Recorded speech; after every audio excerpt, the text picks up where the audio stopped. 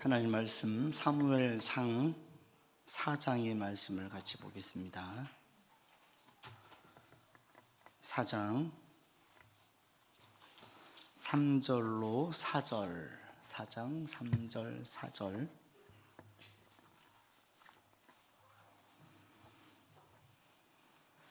합독하겠습니다.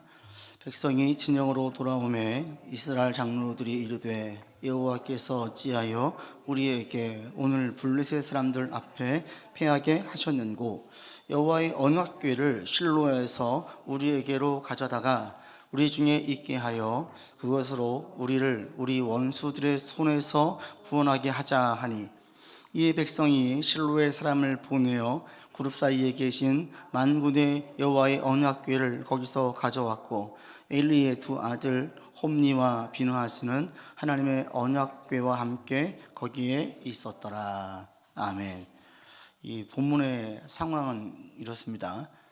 이스라엘이 블레셋과 전쟁에서 패했어요. 그러자 장로들이 법궤를 가져가서 다시 싸우자, 그렇게 해서 법궤를 가지고 전쟁에 나갑니다. 그리고 전쟁에 나가서 다시 싸웠는데 거기에서 이 전쟁에서 하나님의 능력을 보여주지 못하고 크게 패하는 거예요. 이들이 법궤를 가지고 전쟁에 나가자 했던 이유는 이전의 법궤가 하나님의 큰 능력을 보여줬기 때문이거든요. 여호수아 때 여리고 성을 점령할 때에 법궤가 앞서서 나갔어요. 성을 돌고 또 돌고, 그렇게 일주일 지난 다음에 성이 무너졌거든요. 법궤를 맨 제사장들이 강물에 발을 잠그자 요단강이 갈라지면서 길이 됐어요. 출애굽 이후에 이스라엘 백성들에게 이 법궤는 항상 중심에 있었습니다. 머물 때에는 진영 중심에 법궤를 두었고, 진군할 때에는 법궤가 항상 앞서갔어요. 그랬을 때 병든 자가 없고 아픈 자가 없어요. 그러니까 막 다 보호해 주는 거예요, 이 법궤가. 그래서 이스라엘 가운데는 법궤를 가지고 가면 승리할 수 있을 것이다, 이런 마음을 가지고 갔고, 이걸 본 이스라엘 군대의 병사들은 크게 환호했고, 반대편에 있었던 블레셋 사람들은 두려워했어요. 이들도 알고 있었어요. 이 법궤의 능력을 알고 있어서 두려워했어요. 그런데 전쟁의 결과는 참혹했습니다. 첫 번째 싸웠을 때는 전사자가 4,000명이 있는데, 법궤를 가지고 가서 싸웠을 때 두 번째 전쟁에서는 전사자가 3만 명이에요. 3만 명. 하나님의 능력이 나타나서 도와줄 거라고 생각을 했었는데 아무런 능력을 발휘하지 못했고, 도리어 이 법궤를 뺏겼어요. 이걸 지금 우리의 상황으로 바꿔서 말하면 이래요. 힘든 일이 생겼어요. 어려워요. 그런데 다시 한번 하나님 의지해서 용기 내서 다시 도전을 했어요. 어떻게 됐어요? 더 힘들어진 거예요. 내가 장사를 했어요. 음식 장사를 해가지고 했는데 이게 안 돼서 어려워졌어요. 하나님 믿고 다시 대출 받아가지고 더 확장해서 더 크게 했어요. 어떻게 돼요? 빚만 들었어요. 이런 경우예요. 이런 경우. 수년 또는 수십 년 만에 교회를 오신 분들은 대부분 많은 경우에 어렵거나 절박한 가운데 오는 분들이 계세요. 상당수가 그래요. 어렸을 때, 중고등학교 때, 청년 때 교회 다녔던 좋은 기억, 이제 너무너무 절박하니까 그래, 다시 한번 가보자 하고 와요. 근데 그들 가운데에는 정말 하나님의 도우심과 보호를 경험해서 풀려지고 잘 되어지고 점점 상황이 좋아지면서 하나님께 감사하고 신앙생활을 잘 이어가는 사람이 있는가 하면, 힘들고 어려워서 왔는데 하나님께 나와왔는데 상황은 개선되지 않고 심지어 더 악화되어서 하나님을 떠나가는 경우도 있어요. 이게 왜 이런 차이가 날까요? 왜 이런 차이? 기본적으로 하나님은 자녀들의 고통과 아픔을 외면하지 않습니다. 우리도 마찬가지죠. 우리의 자녀가 있으면 우리의 자녀, 우리 식구들이 아파할 때 외면하는 식구가 있습니까? 없어요. 부모라면 당연히 품어요.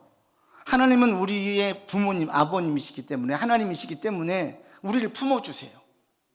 때문에 우리가 고통 가운데, 아픔 가운데 씨름할 때 우리 문제가 개선되기를 원하시고 도와주시고, 삶의 문제로 계속 근심하며 씨름하며 살기를 원치 않으시고 도와주세요. 이게 하나님의 원래 본 마음입니다. 그리고 오늘날 많은 그리스도인들이 하나님의 보호와 도움을 받으면서 살아가고 있어요. 그래서 하나님의 살아계심을 자기의 삶에서 많이 경험하죠. 여기 앉아 계신 여러분들 가운데에도 이런 고백을 하시는 분들이 계실 거예요. 저도 마찬가지예요. 올해에도 하나님께서 얼마나 많은 도움과 보호가 제 삶에 있었는지 모릅니다. 이게 하나님의 본 마음이에요. 여러분들도 하나님의 도움과 보호를 자꾸 바라면서 그리고 그런 것들을 경험하는 여러분들 되기를 바랍니다.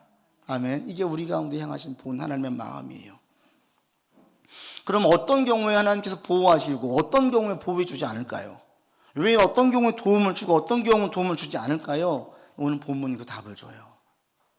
이들 가운데 왜 하나님 역사가 없었을까? 법궤가 큰 능력을 발휘했었는데 왜 그래요? 첫 번째, 이거 가장 큰 이유는 전쟁의 법궤를 사용하는 것이 하나님께서 도와주시고 보호하시는 방법이 아니기 때문에 그래요. 전쟁을 가장 많이 치른 인물이 여호수아하고 다윗일 겁니다. 이들은 전쟁할 때 한 번도 법궤를 사용한 적이 없어요. 법궤는 전쟁할 때 싸우는 용도가 아니었어요. 법궤는 하나님께 예배드릴 때, 하나님의 음성을 들을 때, 하나님과 함께 있을 때 그때 사용되어진 용도였어요.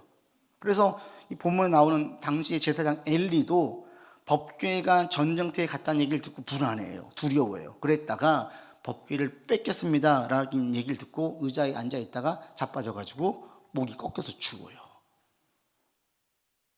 법궤를 사용하는 것은 지금 전쟁에서 사용하는 것은 옳은 방법이 아니에요. 하나님께서 인정하는 방법이 아니에요. 하나님께서 역사하시는 방법이 아니에요.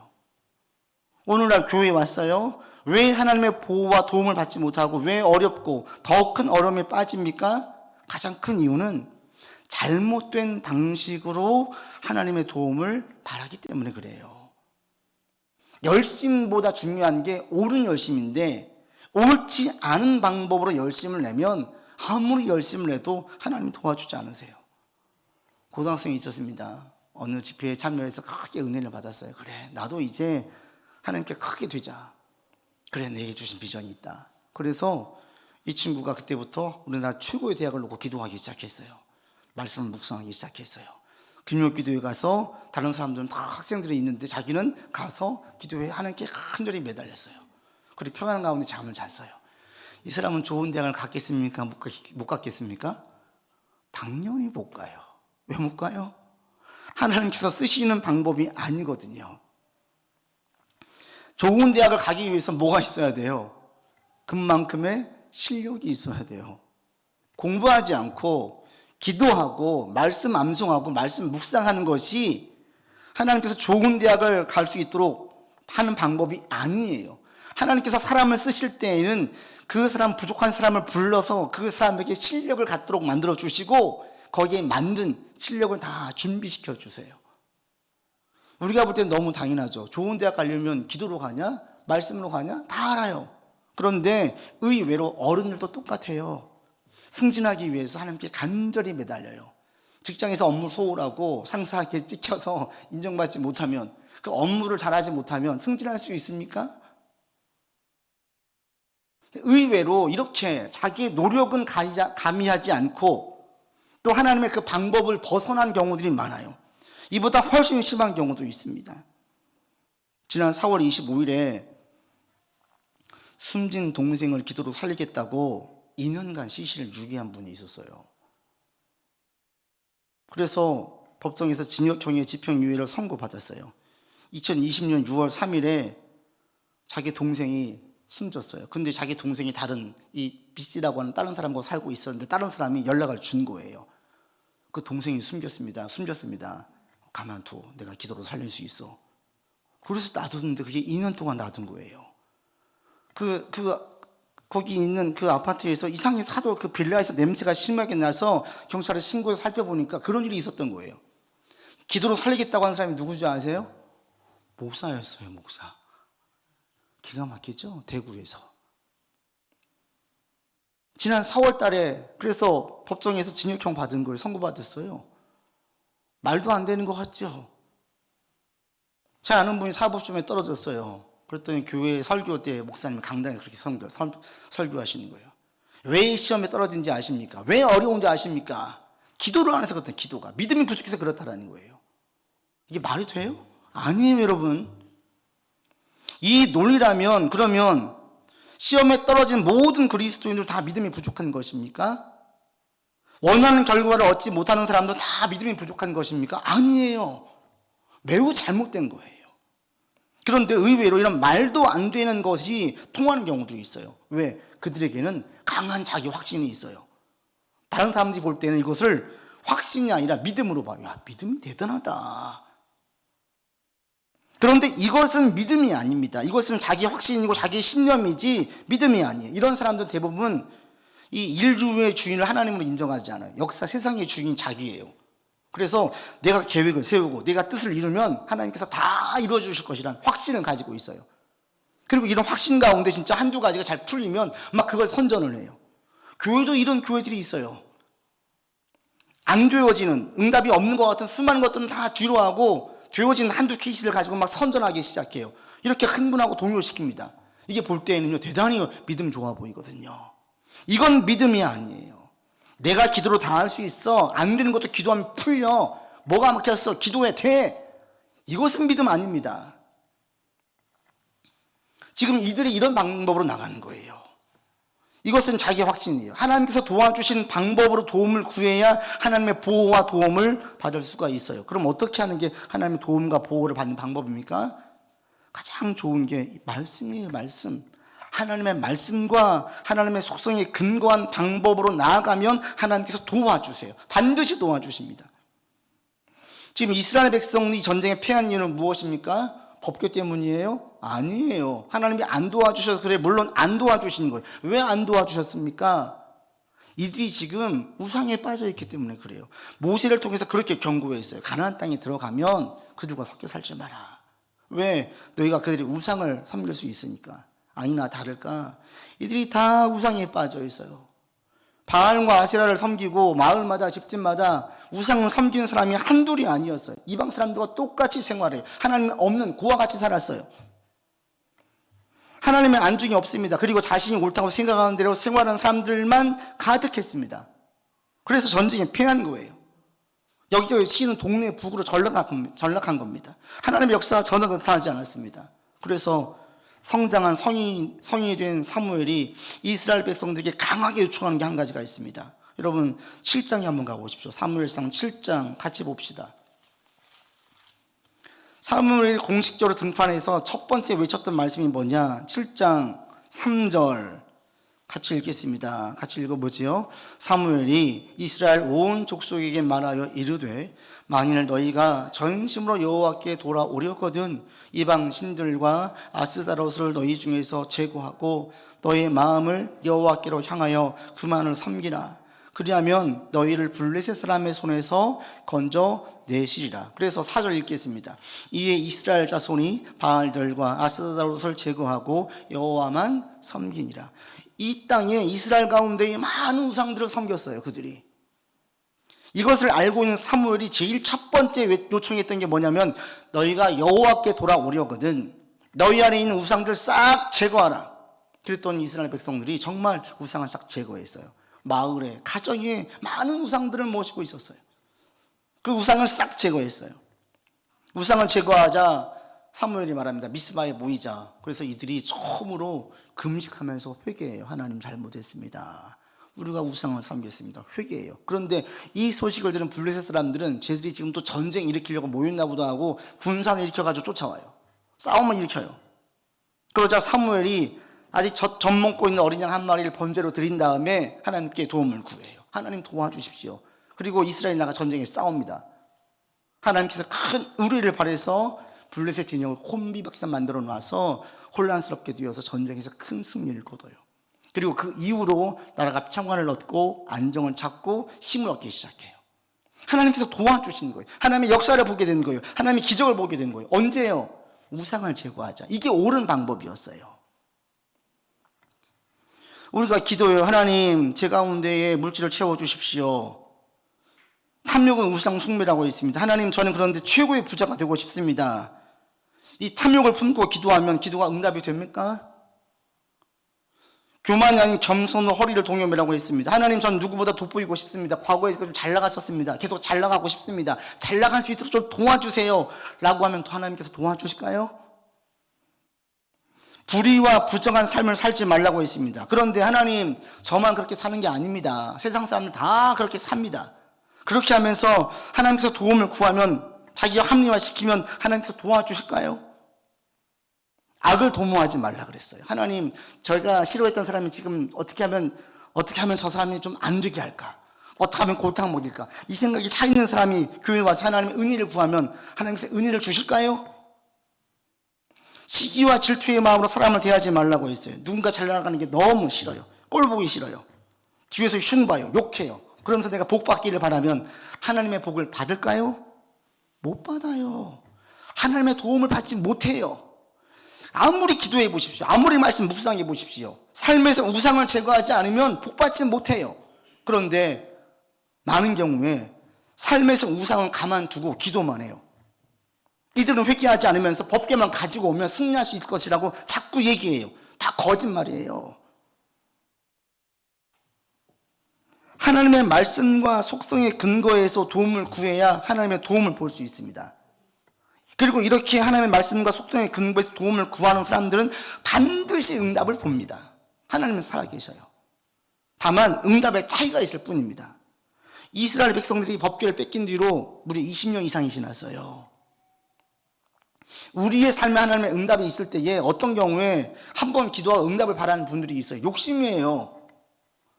하나님께서 엘리야야, 내가 이스라엘 가운데 구름을 비를 내려주겠다 말씀 주셨어요. 엘리야가 가서 아합 왕에게 이야기합니다. 비가 올 겁니다. 기도해요. 하나님의 음성을 들었어요. 그리고 기도해요. 비가 안 와요. 몇 번을 반복하는 7번을 반복을 해요. 왜 음성 주셨는데도 불구하고 바로 응답해 주시지 않지요? 우리 가운데도 그런 분들이 있어요. 하나님, 그렇습니까? 좋습니다. 제가 목사님 말씀 듣고 기도하겠습니다. 기도했어요. 응답 안 해주시던데요.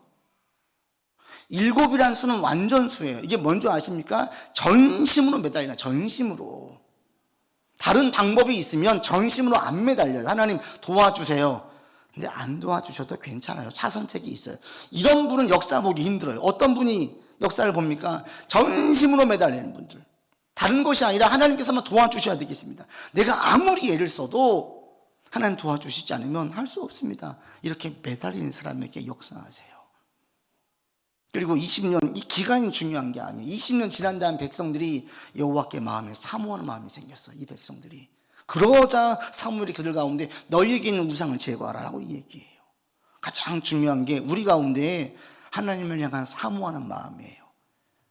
연인을 사랑하게 되어지면 사모하는 마음이 있죠. 내가 좋아하는 무엇인가 있으면 사모하는 마음이 있어요. 사모해지면 어떻게 합니까? 연락하게 되고 보고 싶어지고 계속 그 사람에게 거기에 관심을 두는 거예요. 하나님을 사모하게 되어져요. 말씀이 자꾸 듣고 싶어지고 찬양을 자꾸 부르고 싶어지고 기도하고 싶어지고 문제가 있으면 사람에게 하소연하기보다는 하나님께 하소연하고 싶어지고 하나님께 하소연하는 마음이 시원해지고 이게 하나님께 향하는 마음의 사모함이에요. 이게 첫 번째예요.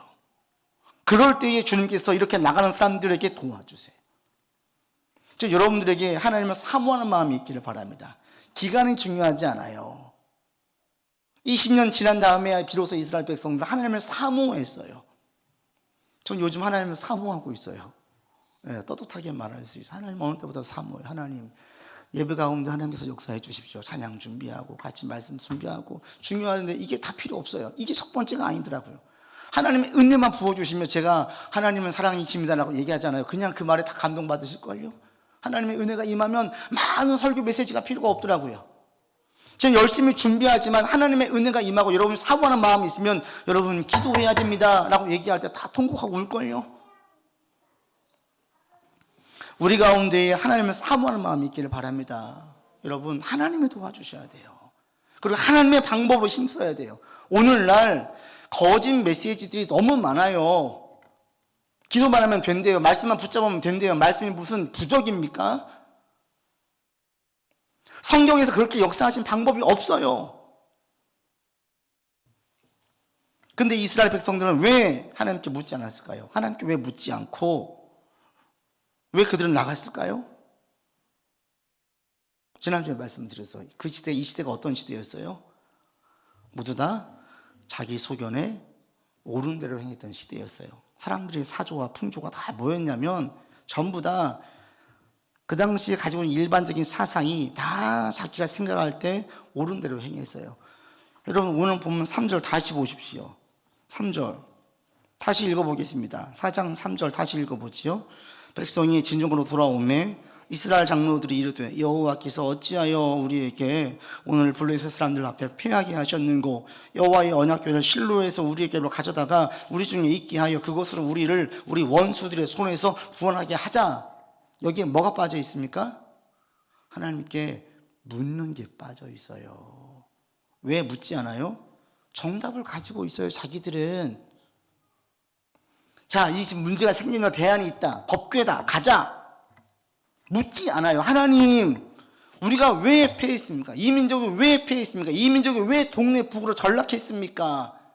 모세 때, 여호수아 때 그 힘이 다 어디에 갔습니까? 탄식하면서 하나님께 물어야 되는데 안 물어요. 장로들이 누구냐면 이 당시에 장로들이 먼저 이 얘기했는데 이스라엘 최고 원로들이에요. 어른들이에요. 가장 높은 지혜를 가진 지혜자들이, 지금으로 말하면 석학들, 전문가들, 그들이 얘기합니다. 대안을 얘기해요. 다 얘기해요. 이게 맞습니다. 이게 맞습니다. 아이 잘 키우고 싶으십니까? 교육학자들이 막 얘기해요. 돈 벌고 싶으십니까? 이렇게 하면 됩니다. 행복한 삶을 살고 싶습니까? 이렇게 하면 됩니다. 막 얘기를 해요. 그게 정답이에요. 그리고 추구예요. 묻는 게 빠졌어요. 왜? 다 자기가 정답을 가지고 있어요. 이 말씀을 묵상하다 보니까 이게 어느 시대예요? 지금 우리가 살고 있는 이 시대예요. 다 정답을 가지고 있어요. 지금 젊은 사람들은 이제 어르신들에게 묻지 않아요. 문제 있으면 뭐 봐요? 검색해요.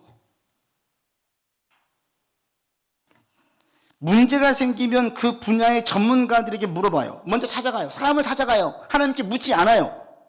하나님께 묻는 대신에 정답을 가지고 있고 정답을 분명하게 외쳐주는 사람을 찾아가요. 그리고 그 말을 내가 붙잡아요. 내가 확신해요. 그럼 된 거예요.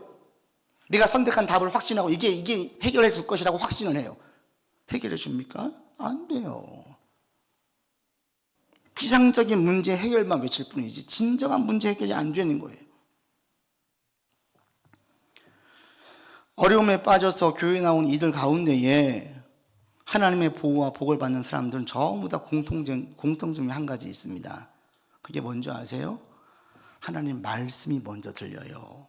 하나님 제가 이거 할 테니까 도와주세요. 안 그래요. 이들 제일 첫 번째 뭐 하냐면 하나님 저 이런 문제가 생겼어요. 저 어떻게 해요? 어떻게 해요? 라고 물어요. 먼저 물으면서 시작을 해요.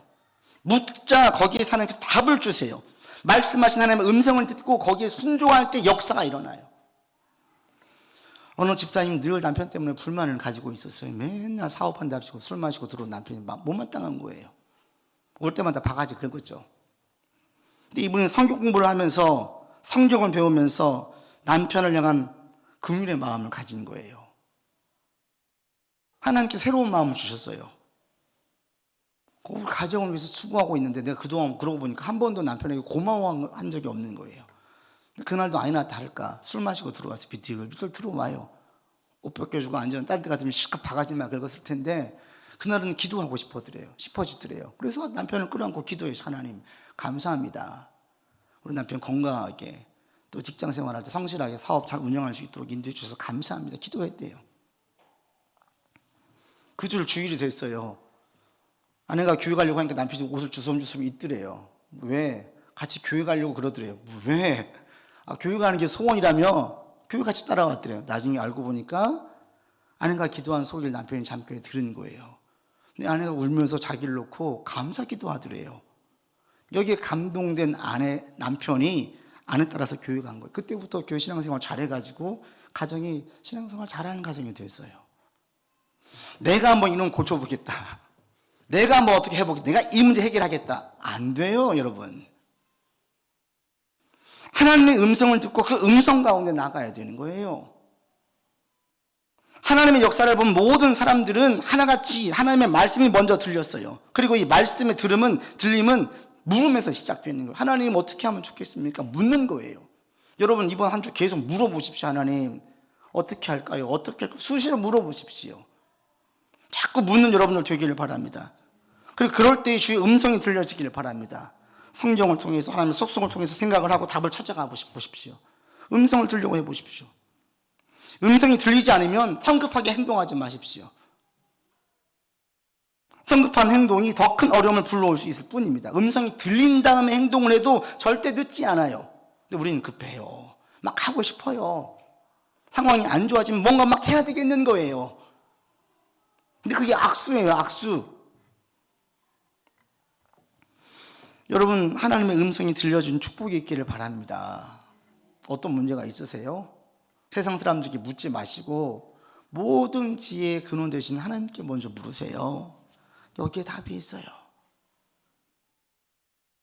말씀을 맺습니다. 하나님 지금도 살아계셔서 역사하십니다. 반드시 역사하십니다.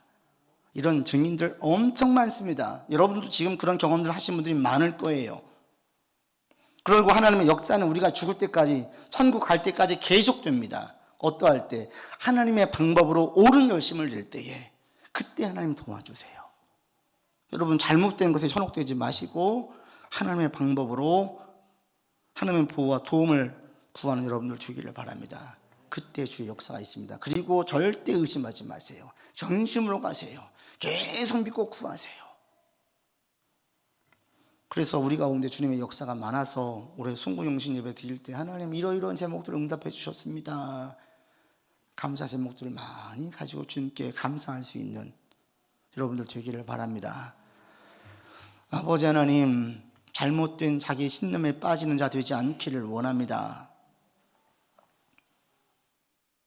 우리가 온전한 믿음, 바른 믿음을 가지도록 인도하여 주시옵소서. 오늘날 거짓 메시지들이 난무하고 있습니다. 오직 믿음으로 기도로 된다고 이야기하며 삶을 묻지 않고 하나님의 방법을 추구하지 않고 잘못된 방법으로 나가는 것을 조장하는 자들이 있습니다. 하나님, 주의 방법대로 열심을 내게 도와주시고 하나님의 방법대로 삶을 살아 주의 복을 받고 주의 보호를 받는 자 되게 하여 주시옵소서. 이스라엘 가운데 하나님께서 우리를 발휘해 주시어서 전쟁터에서 크게 기적과 역사를 일으켜주셨던 아버지 하나님, 오늘날 우리의 삶에서 많은 기적과 역사를 허락하여 주실 것을 믿습니다. 이 믿음으로 오늘도 나아가게 도와주시고 하나님의 기적과 역사가 있는 우리의 삶이 되게 인도하여 주옵소서. 우리 구주 예수 그리스도 이름으로 기도드립니다. 아멘.